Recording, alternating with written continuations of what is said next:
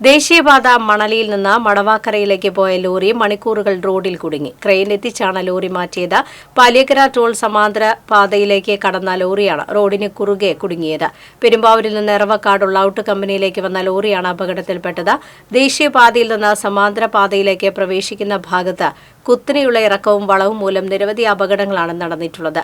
Toll ഒഴിവാക്കി പോകുന്ന വാഹനങ്ങളാണ് കൂടുതലായി അപകടത്തിൽപ്പെടുന്നത്.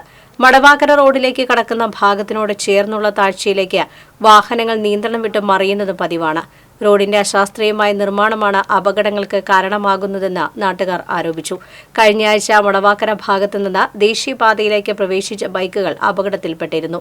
നിരന്തരം അപകടമുണ്ടാകുന്ന ഭാഗത്തെ റോഡ് വീതി കൂട്ടി നിർമ്മിച്ച് സഞ്ചാര യോഗ്യമാക്കാൻ ദേശീയപാത അതോറിറ്റിയുടെയും പഞ്ചായത്ത് അധികൃതരും ഇടപെടണമെന്ന് നാട്ടുകാരും യാത്രക്കാരും ആവശ്യപ്പെട്ടു.